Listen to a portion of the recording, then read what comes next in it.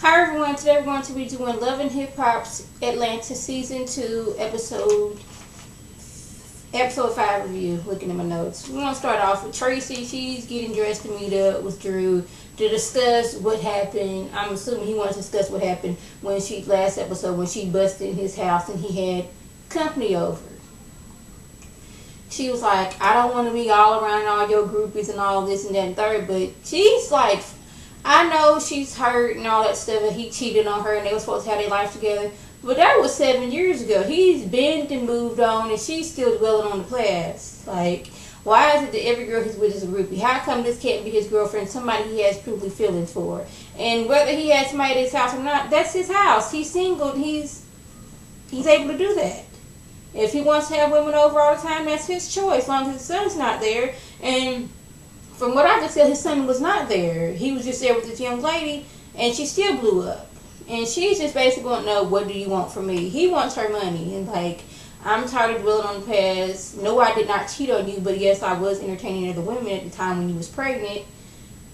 But yeah, we need to move past this, and we need to start working on the future as far as you giving me that $25,000, and we can get this sneaker company together. So she's going to think about it, but I take that as yeah, I'm going to do this. But she needs to calm down with all this blowing up every time she see him with a woman, because she fails to realize that's no longer her man. He's obligated to do whatever he wants. So yeah. Mimi, her new man is on the scene now. Apparently they've known each other for 12 years.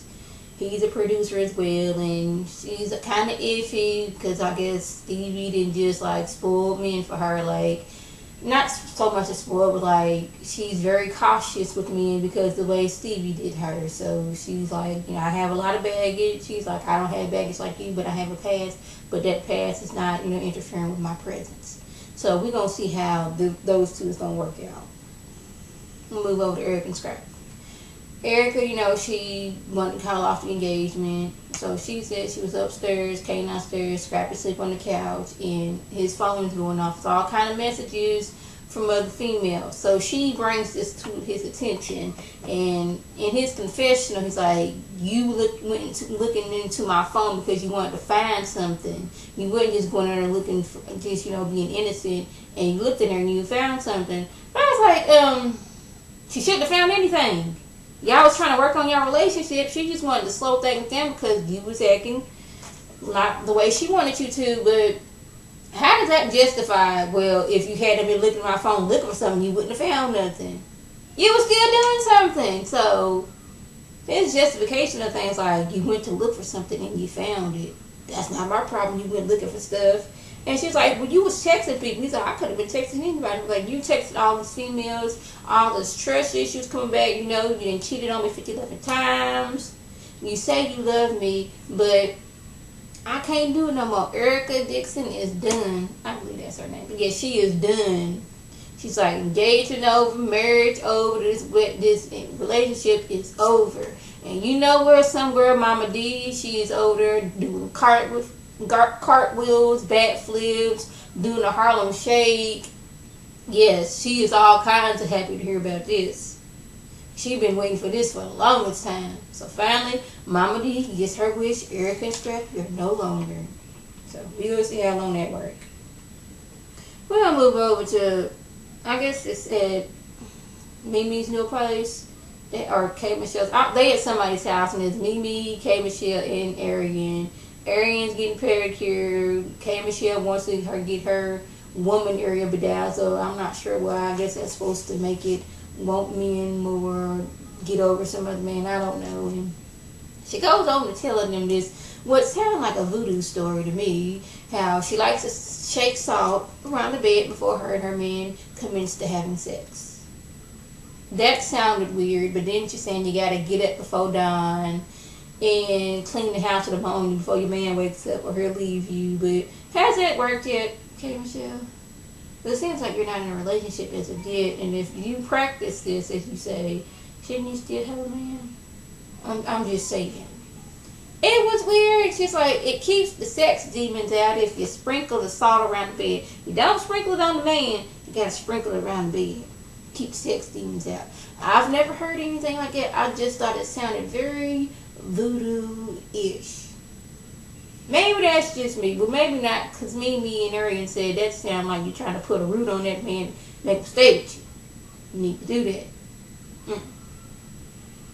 So, Stevie J and Johnson. I'm sorry I keep looking down, but I want to get my notes together because I ain't want to miss nothing. So anyway, Stevie J, they at, I guess, a hotel somewhere where they rode on talking. She's saying how they need to work things out. Yes, they have signed a new contract and everything. Everything's going good. He's like, I brought you up. You got further than a lot of people have. Doing that creepy little smile thing with like a squirrel. But yeah. And she was like, I want love. I want you to love. I want you to be a man. His definition of being a man in love is giving you money. She's like, that's not it. Being a man is not going and checking your friend Benzino. Being a man is not doing something else, giving me money, giving me sex. Being a man is, if me and you is down and out, we don't have a penny between each other, we are still here together. I was like, you go ahead, Jocelyn, because you know sometimes Jocelyn, she not my favorite person, but right there I was like, yes, Jocelyn, you know your worth. And she's like, you doing all this other stuff, I'm going to end up leaving you for another man. I need you to be here with me when we ain't got nothing but each other. That's being a man. So you go ahead, Jocelyn. Okay. Stevie J's new artist. She's starting to give me a headache. I don't remember seeing her on the last episode, but apparently she was on there. This episode, she's in the studio, all booked. Now, I get that you want to do that old school kind of music. I like that kind of music. She don't want to do what everybody else in the industry is doing right now. She want to bring it back some. And he's like, okay, I feel you on that. You want to go to the classics. She's booked. I'm ready to do this. I'm ready to do this like Brutus or something about Brutus or something like that. She's all booked. I'm like, calm down, girl. It's not that serious. You need to bring it down a peg.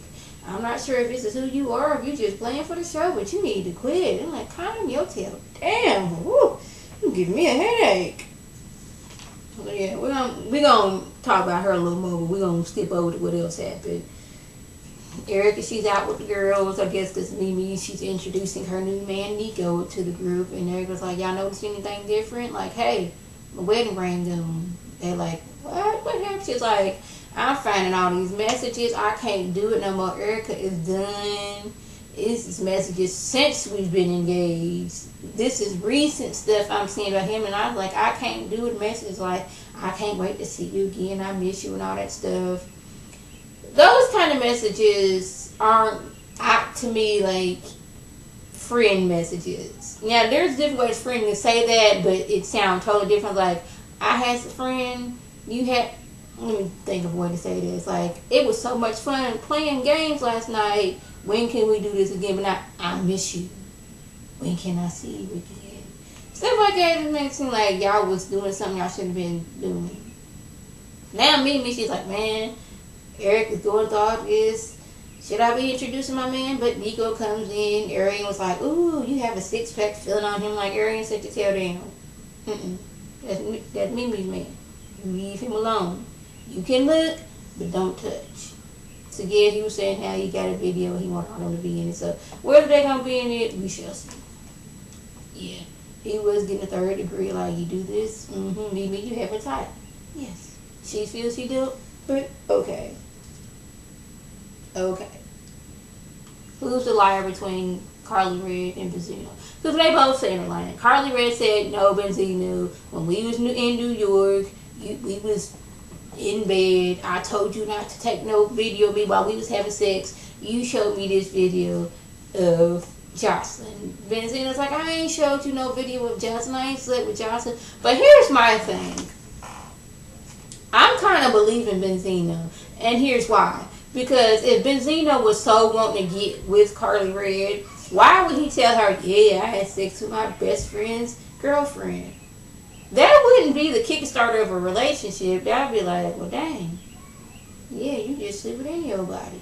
You could be trying to cheat on me. That's where I'm coming from. Because what would he gain now saying he slept with Jocelyn? Like, for real. I think Carly Red lying because she want to mess up people's relationship. See how last season she went and told Mimi, she said she didn't know, but I believe she knew that Stevie J and Jocelyn was creeping. Yeah, mess up their whole little thing, which was already messing up anyway. She just, kickstarted it a little more. But I don't see, if he's trying to get with Carly Red, what would he gain out of saying, yeah, you know I slept with Jocelyn? I don't see what he would gain from telling her that. You know? Knowing she liked to run her mouth, what would he gain from that? So, yeah, we're going to move over to Stevie J's at the club, and who else is there? His new artist. I could not think of that child's name for nothing, but yeah, she's there bartending. She sees him. She's all booked. Seemed like she drunk because Stevie J apparently smelled alcohol all up and through her breath. So it's like, hey, I'm ready to do this. You need to hook me up with Jocelyn. I'm ready to do this like Brutus or something she said about Brutus. Y'all know what she said. But anyway, she sees Jocelyn. She goes to her, yes, you want to work with me? Okay, you the Puerto Rican princess. Come on, let's talk to me. He's like, dang. Jocelyn's like, dang, get out of my face. Why you all on me? You need to calm down some. Girl, go on. Jocelyn's acting like I do not talk to the help. I was like, Jocelyn, girl, you need to stop, because it wasn't but 2 years that was you acting crazy like that. Now you got your little fame. Somebody now, you can talk down to this girl. She's blowing up like, oh my goodness, I'm a good artist. You want to work with somebody who looks like a prostitute? Just going off. I'm like, oh, really? I know you drunk and all, but dang, it's time and place for everything. Maybe you shouldn't just walked over there. Maybe you should have just talked to Stevie amongst yourself. And I'm thinking Jocelyn don't really care too much for her because she knows Stevie's ways.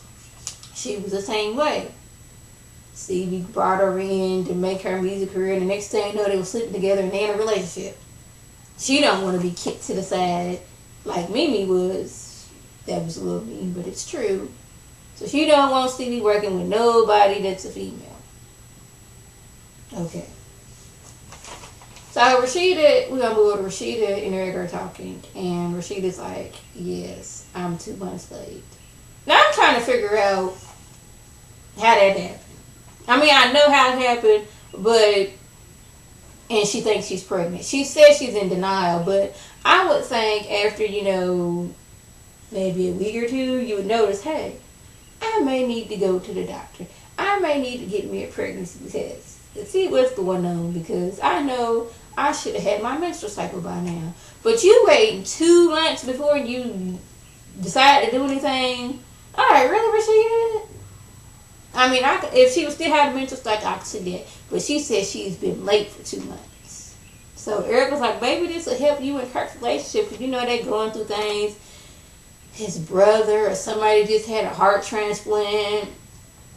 His son, nephew, grandson, somebody in trouble. He's trying to get things working with Rashida, trying to have her do a disc record. She wanted to have her I'mBossy.com stuff put into a store. It says everything's going on, and she don't think a baby would fit into the mix right about now.